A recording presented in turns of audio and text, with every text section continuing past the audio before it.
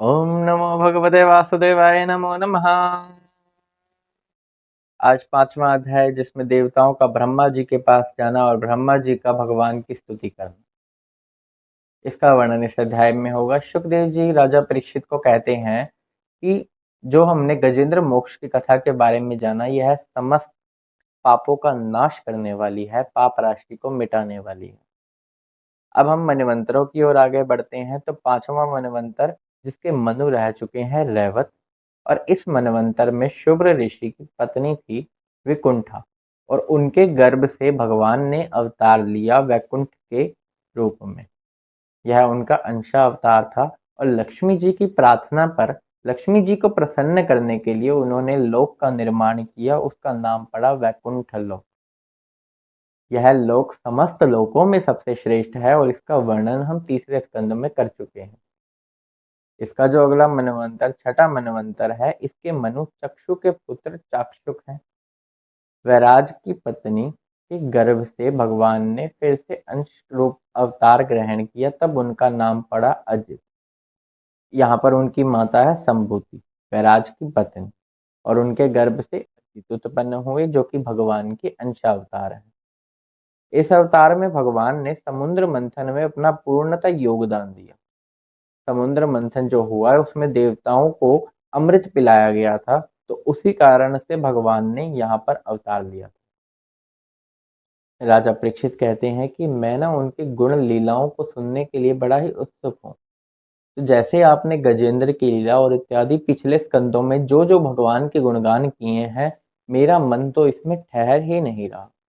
मैं चाहता हूँ कि एक लीला समाप्त होए और दूसरी शुरू हो जाए। मेरा मन रुक ही नहीं रहा, उत्सुक है जानने के लिए कि अगली लीला भगवान की क्या होगी, अगला अवतार भगवान का क्या होगा। क्योंकि जब भगवान इस लीला को शुरू करते हैं, तो बड़े बड़े देवता भी इसको नहीं पहचान पाते कि भगवान अब क्या करना चाहते हैं।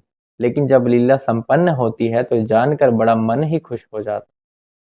तो वह चाहते हैं कि मैं समुद्र मंथन के बारे में भी वैसे ही सब कुछ सुनना चाहता हूँ, जैसे जैसे आपने मुझे अब तक बताया है।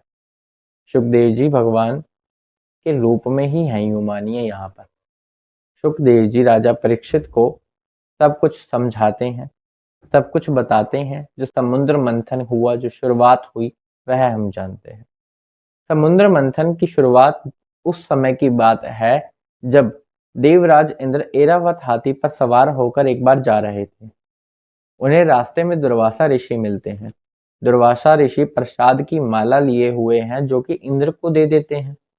इंद्र उसका मान नहीं रखता, ना जाने क्यों, कि उसे त्रिलोक का घमंड है या स्वर्ग का घमंड है, किस चीज का घमंड है। लेकिन वह उस माला का, प्रसाद की माला का मान नहीं रखता, और ऐरावत हाथी को पहना देता है। और ऐरावत हाथी भी उसे निकालकर अपने पैरों तले कुचल देता है। दुर्वासा ऋषि इससे बड़े ही अप्रसन्न होते हैं। यह जो है विष्णु पुराण में ऐसा टीच बताया गया है कि क्या क्या हुआ था। तो विष्णु पुराण में यही बताया हुआ है। दुर्वासा ऋषि फिर श्राप दे देते हैं इंद्र को कि तुम तीनों लोगों के साथ श्रीहीन हो जाओ। अब श्रीहीन का श्राप जो उन्हें मिला, वह चलता रहता है। धीरे धीरे जैसे जैसे देवता कमजोर पड़ते हैं, उनका बल घटता है, क्योंकि इंद्र श्रीहीन हो रहे हैं, बाकी 3 लोग श्रीहीन हो रहे हैं। उधर जो दैत्य हैं, दानव हैं, वो फल फूल रहे हैं, वो और ताकतवर हो रहे हैं, यानी उनका पलड़ा थोड़ा भारी जा रहा है। इंद्र फिर वायु वरुण आदि देवताओं के साथ मिलकर ब्रह्मा जी के पास जाते हैं, उन्हें सारा वृतांत बताते हैं। ब्रह्मा जी भी देखते हैं कि इनकी शक्तियां तो कम हुई पड़ी हैं। ब्रह्मा जी अपना मन एकाग्र करते हैं, उन भगवान को याद करते हैं, जो विराट पुरुष को याद करते हैं कि अब क्या करें। उनको याद करने के बाद वह अपने मन को थोड़ा प्रफुल्लित करते हुए, बड़ा थोड़ा सा खुश करते हुए, वह कहते हैं कि इस यह जो संकट का समय है, इस समय वही जो नारायण है, वही जो विराट पुरुष है, वही हमारी रक्षा कर सकते हैं। क्योंकि एक वही है जो समभाव है, जिनसे इन सब चीजों की उत्पत्ति हुई है। मैं, तुम, ब्रह्मा जी, देवता, असुर, दानव, पशु, पक्षी, पृथ्वी, जलचर जंतु, कोई भी किसी भी प्रकार का प्राणी हो चाहे ना हो, चाहे कोई चट्टान हो, पत्थर हो, पर्वत हो, पृथ्वी हो, यह सब की सब उत्पत्ति उन्हीं से हुई है और इस समय पर वही हमारी रक्षा कर सकते हैं। तो ब्रह्मा जी अब वहां पर जा रहे हैं नारायण के पास। वह उनके पास जाते हैं। वहां इतनी चमक होती है, इतनी रोशनी होती है कि एक बार तो वह देवता उनको देख ही नहीं पाते। फिर वह अपने मन को एकाग्र करते हैं। ब्रह्मा जी उनकी स्तुति करते हैं। किस प्रकार स्तुति कर रहे हैं वह सुनिए कि सर्वप्रथम नारायण भगवान, मेरा आपको नमस्कार है। आप विराट पुरुष हैं। आपका जो एक एक अंग है यह पूरा का पूरा ब्रह्मांड ही है। जो मन है वो रथ के पहिए के समान बताया गया है। रथ के पहिए की भी जो घूमने की स्पीड होती है वो भी एक लिमिट होती है, लेकिन यह जो मन है इसकी कोई गति की लिमिट नहीं है। यह जो मन है यह तो बिजली से भी तेज दौड़ता है, इसीलिए इसको चंचल बोला जाता है और इसलिए यह वश में भी नहीं हो पाता आम लोगों के। लेकिन जो इसे वश में कर लेता है वह तो मानो कि समस्त शक्तियों का अधिपति हो जाता है। उसके फिर सब कुछ काम बन जाते हैं, वह सब शक्तियां ग्रहण कर सकता है। लेकिन यह मन कभी भी वश में नहीं होता।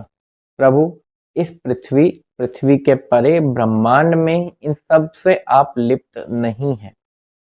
चाहे अहंकार है, क्रोध है, मोह है, भय है, शोक है, आपको यह आपसे उत्पन्न हुए हैं। यह तो आपको छू तक नहीं सकते प्रभु। और आपकी अनंत लीलाएं, आपके अनंत गुण जो कि इस मनुष्य के, इस प्राणी के समस्त पाप राशि को नष्ट कर देती है। चाहे उसने पूरे जीवन में कितने से कितने बड़ा ही पाप क्यों ना किया हो, लेकिन वह उससे मुक्त होकर आपके धाम को आ जाता है। यह प्रभु आपकी कृपा है जो हर किसी पर आप छोटे से छोटा उसका किया हुआ कार्य भी इतना बड़ा ही मान कर लेते हैं। भगवान के प्रति कोई भी किया हुआ कार्य कभी भी निष्फल हो ही नहीं सकता। चाहे आपने भगवान के स्मरण किसी भी भाव में क्यों ना किया हो, लेकिन आपने स्मरण जो किया है वह भी कभी निष्फल नहीं होगा। वह भी कोई ना कोई फल या कोई ना कोई संकट आपका उतार देगा और कोई ना कोई फल आपको मिलेगा उसका। क्योंकि भगवान हमारे है ही ऐसे कृपालु दयालु। इसलिए सभी समस्त देवता लोग ब्रह्मा जी के साथ मिलकर उनके पास गए हैं। अब भगवान की जो गुण है उनकी उनका वर्णन करना यह तो कुछ असंभव सा ही प्रतीत होता है। यदि कोई व्यक्ति कहता है कि मैंने उन भगवान के समस्त गुणों का वर्णन कर दिया है, तो यो मान लीजिए कि उसने इस ब्रह्मांड में जितने परमाणु हैं उनकी गिनती कर ली है। यह दोनों ही संभव नहीं है देखा जाए तो इस प्रकार ब्रह्मा जी और भी सुंदर सुंदर शब्दों से उन भगवान की स्तुति करते हैं।